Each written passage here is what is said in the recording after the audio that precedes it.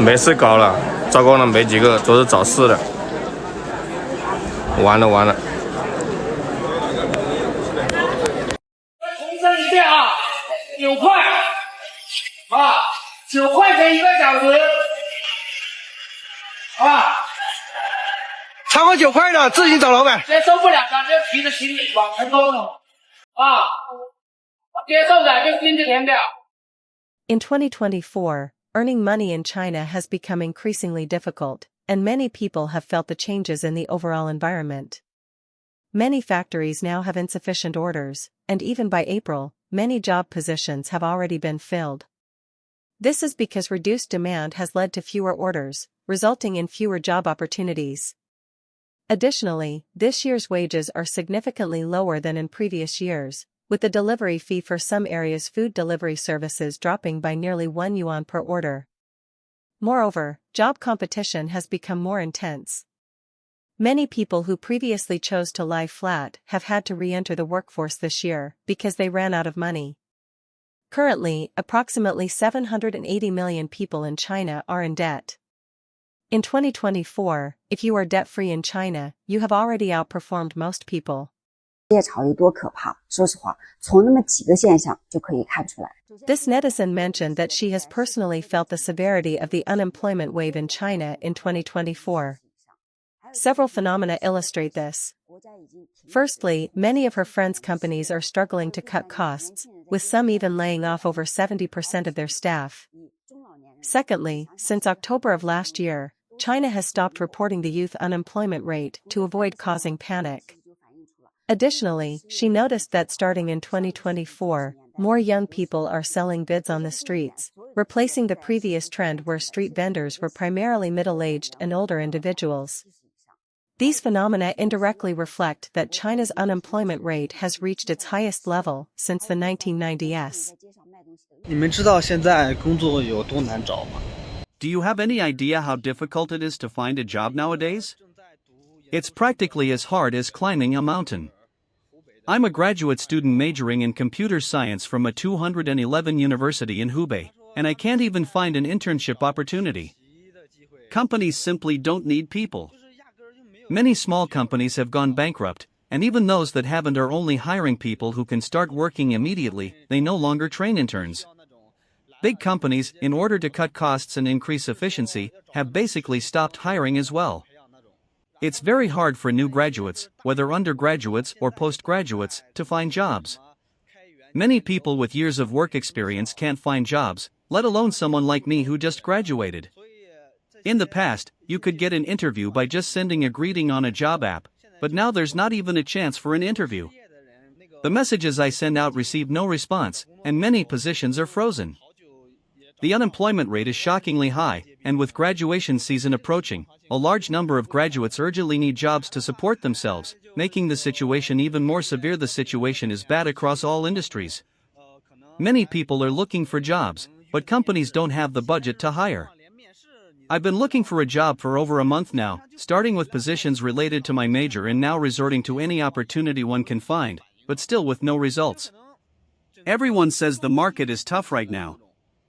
Some say this could be an opportunity, perhaps someone will find a new path, create new industries, positions, or even new ways to make money. It's been raining continuously in Shenzhen for over a week. A company in an office building near my home has already closed down. It's now being renovated, possibly for a new company to move in. Company closures and new companies moving in have become the norm. My classmates who have already found jobs, even if they're not satisfied, don't dare to quit easily given the current environment. They're all enduring. Everyone wants to hold on and wait for opportunities. As for me, I don't know what to do next. If worse comes to worst, I might have to ask my parents for some financial support for living expenses. 我已经接受了一个事实，就是我再也找不到工作了。 Actually, I've come to accept a harsh reality. I may never find a job again. In a few months, I'll be turning 40, and I'm a person with nothing, no wife, no kids. I joined the ranks of the middle-aged unemployed just last week. Before becoming unemployed, I was a construction engineer, having worked in the real estate-related industry for the past decade or so.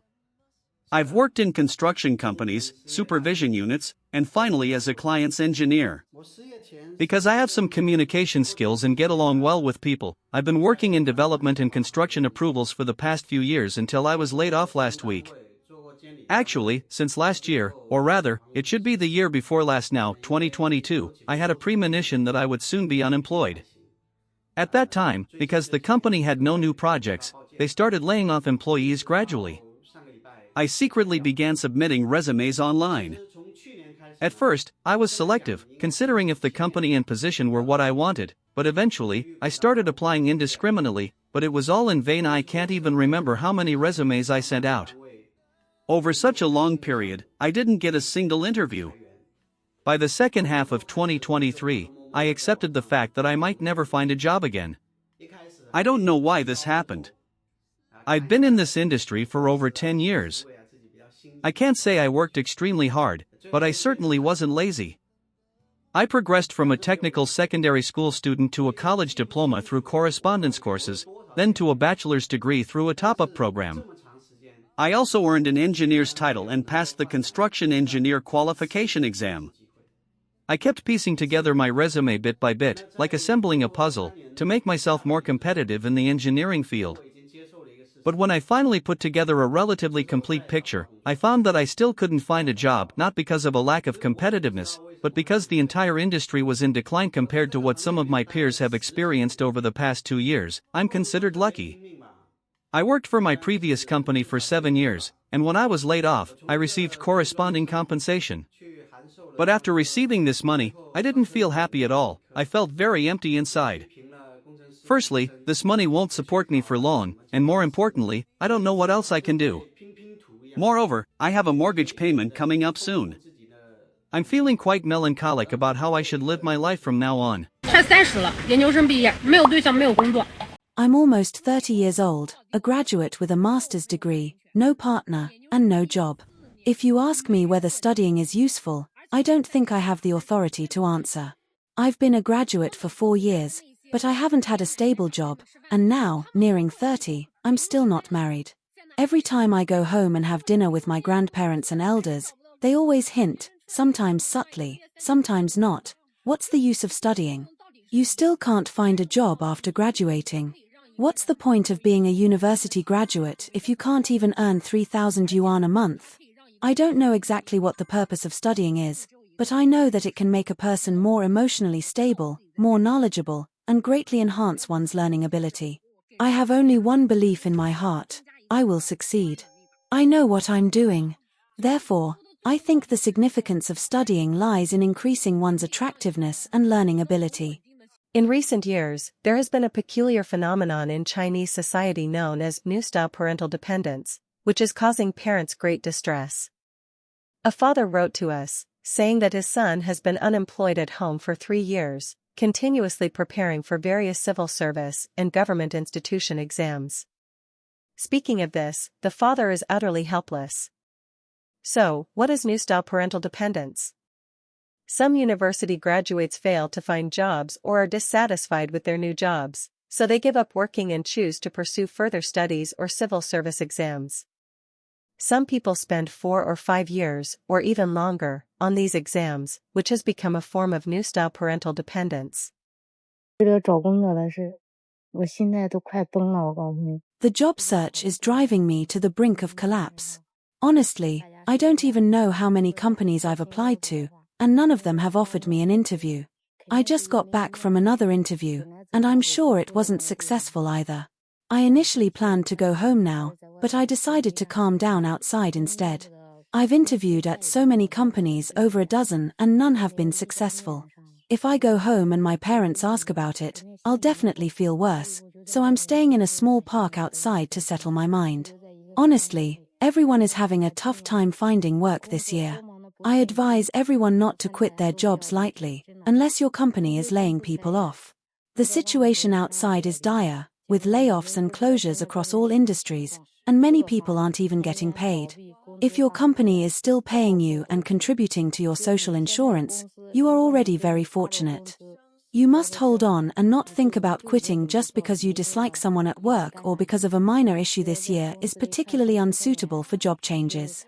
Take my case. I was laid off on April 28th, stayed home until May 8th, and then started looking for a job. Up until now, I've interviewed at more than a dozen companies, and none have been successful. Not one has notified me to start work. So, everyone should cherish their current jobs and not resign unless absolutely necessary. Why has it become increasingly difficult to find a job in China starting in 2024, with the unemployment rate rising? Initially, job seekers in China thought the economy would improve after the pandemic ended. However, the reality in the first half of this year was that over 400,000 restaurants closed down, including 120,000 snack bars, 80,000 milk tea shops, and 200,000 hot pot and other types of restaurants. Why did this happen? Because China's economy has developed rapidly for decades, and all industries are now severely saturated. Additionally, major capitalists are cashing out and exiting the market. Western countries are at odds with traditional manufacturing industries, disrupting traditional sales channels. Physical stores are struggling, livestream e-commerce is filled with false prosperity, and many companies are laying off employees. Moreover, China's economy is currently in serious decline. The era of easy money is gone. Do you think it's still like 10 years ago? There are no sheep left in the market to shear. Furthermore, genuine entrepreneurs are rare, while most business people resort to trickery and unethical means to make money, even going so far as to produce counterfeit products. Online stores, with their low prices, have driven physical stores and factories out of business. These internet giants lack long-term vision and only exploit consumer psychology to make quick money. This is not true commerce and has severely damaged the commercial ecosystem. Lastly, economic contraction has led to a lack of funds among the populace, decreasing consumption levels. The phenomenon of involution is becoming more severe, leading to overcapacity. The real economy is in trouble, with investment, hiring, and consumption all being hindered. Ordinary people face increased anxiety and confusion, and the wealth gap is widening, with the rich getting richer and the poor getting poorer. What do you think about this? Feel free to leave a comment below and join the discussion. That's all for this episode. Please click subscribe to stay updated with our latest programs. Thanks again for watching, and see you next time.